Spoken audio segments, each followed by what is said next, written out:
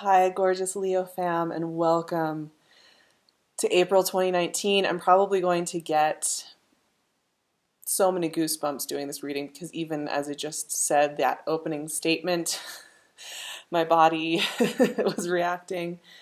The message is really strong for Leos. It came through really strong, kind of out of nowhere for me as I was sitting prepping.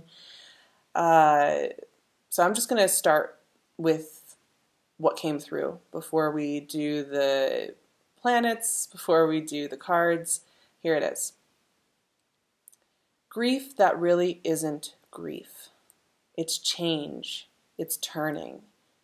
It's transporting to another place. It might even feel like homesickness to you. And that's okay. But it's not about loss this month. It's a newness. It's shaky, it's fresh, it's fragile.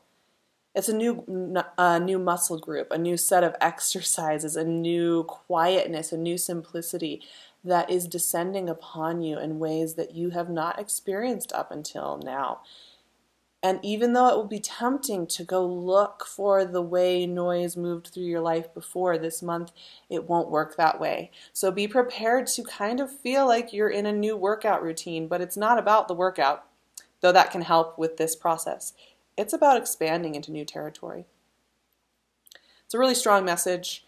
I'm intrigued by it because I've been saying this time and again with this month, but this is the type of month. It's enigmatic, it's mysterious, it's a little strange, and it's only going to make sense when we look back on it. Some months have a little bit more of a sense of order where you can kind of see step 1, step 2, step 3.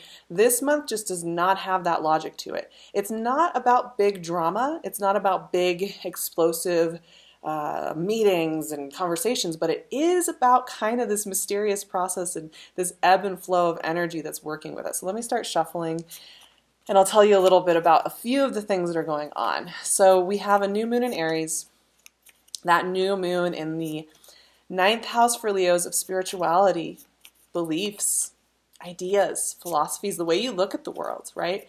It's very spiritual energy, so it's a great new moon to slow down and check in with that. Check in with your rituals. Check in with how you ritualize your life. And maybe include some new ones that'll feel good to you. We also have another Libra full moon on the 19th of the month. This is the second Libra full moon. We had one in March. We're having another one at 29 degrees of Libra. And we are closing out a lunar cycle that was kind of powerful and I think took Leos to a pretty deep, dark place for some of us. And that will feel good. It will feel revitalizing. It will feel refreshing. It will feel releasing. It will feel empowering. The other big thing that's going on this month is we have the outer planets starting their yearly retrogrades. Now, they're not all together on this, but 3 of them are retrograding at the same time. Jupiter is going retrograde April 10th until August 11th in Sagittarius, fellow fire sign. So that we'll be feeling the softness of that. We'll be feeling the gentleness of that. It's one of the enigmatic ones that we're talking about. Queen of Pentacles, self-valuing, checking in, holding that space, knowing your worth, knowing your value. Speaking of the quietness, Queen of Pentacles knows how to roll with simplicity and quiet. I tell you what. And then we have Pluto retrograde in Capricorn starting on April 24th.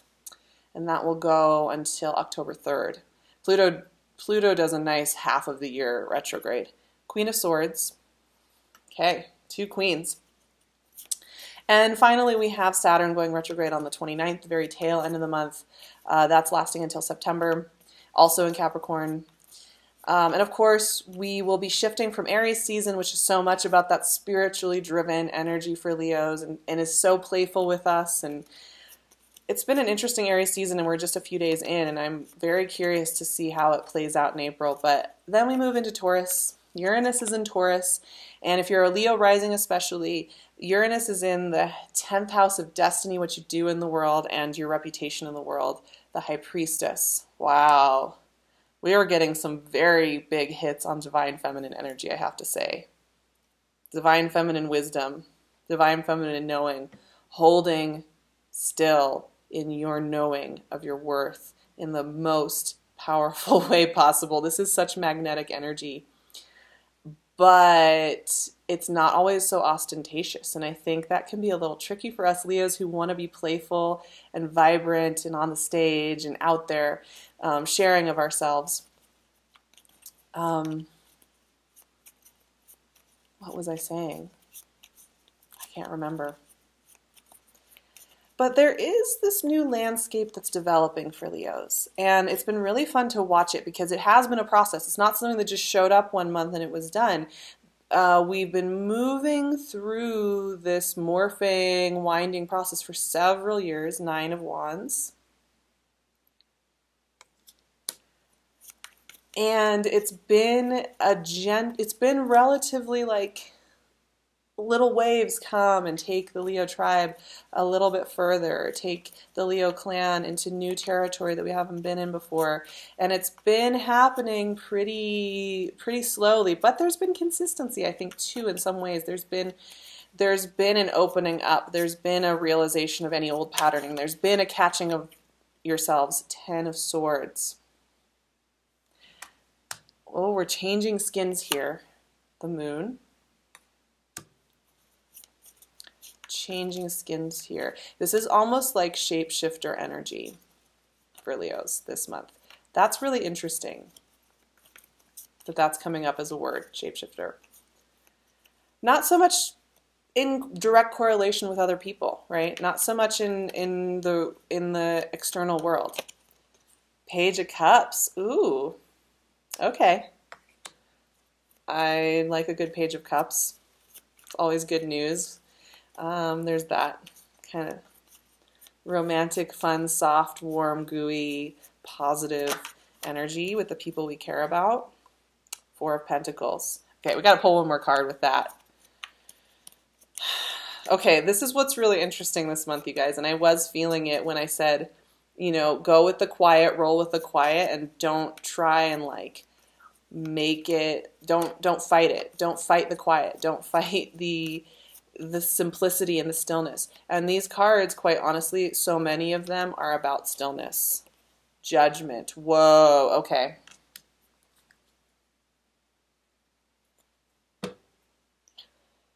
So many of these cards are about being still and letting the right things come to you. And being very, you know, curating where you're taking actions, curating where you're giving of your energy and your time. These 2 queens are very good at holding their space. Queen of Pentacles does it so quietly. You know, she nurtures herself. And I think we had a few months ago, we had a big talk about Queen of Pentacles and why she matters. For Leos to connect with her energy and why it matters that you take the time to be with her. She self-values at the deepest level. She takes care of her body. You know, she goes on long walks. She does whatever type of exercise she likes to do. She eats nourishing food. She gets the rest. She's not concerned with external appearance. She wants to feel the value. So we are starting off with that already. You feeling that value and that being the engine that runs the rest of this show. Now the Queen of Swords is a boundary setter. And she shows up when we know we need to be very clear with what we will put up with, what we will do, and how we will do it. Now the Queen of Swords has the shadow side of being an energy that can cut people out harshly, or be a little too willing to be cutting. But I do feel with Leos that we have to learn how to use this sword and not feel guilty about it, not feel bad if we're not being buoyant and happy and cheerful. If we need to just say, hey, this is what I need. This is how I need to live. This is how I need to take care of myself. I'm going to be very clear on this is what I need. And I think that's an uncomfortable skill set for Leos to do. Not so much in like the professional world but anything that matters to a Leo, utilizing that tool, that sword, is really scary and hard. And so you are right away being asked to embody earth and air queens who work really different than the Queen of Wands or other more fiery energies, right? They work with subtle, like deep subtlety and then very clear simplicity. But here's the thing, people will react to that. That is what is magnetizing you. The third layer to the magnetization is the divine feminine of the High Priestess. She is so powerful, and she is the intuitive knowing, right? She is divine. She's like the conduit through which we feel our connection to source. And she also works in the deep mystery of life. She doesn't work in the clear-cut yes and no's. She doesn't work in the world of pros and cons list. She works in the world of I feel and I know. Don't tell me how I know. Don't give me a list of why I should know one thing or another. It is a knowing, and that you need to trust in that. She's also another one of these quiet energies. She holds the space and other people come to her. She's magnetizing. And that's the word that keeps coming up. Learning to magnetize via quiet. And that is tricky. Part of the reason that is needing to happen, Leos, though, and this is where this month, I'm telling you, it is just the weirdest month. I've done a lot of the readings so far, so I'm getting a really big sense of how other signs are doing.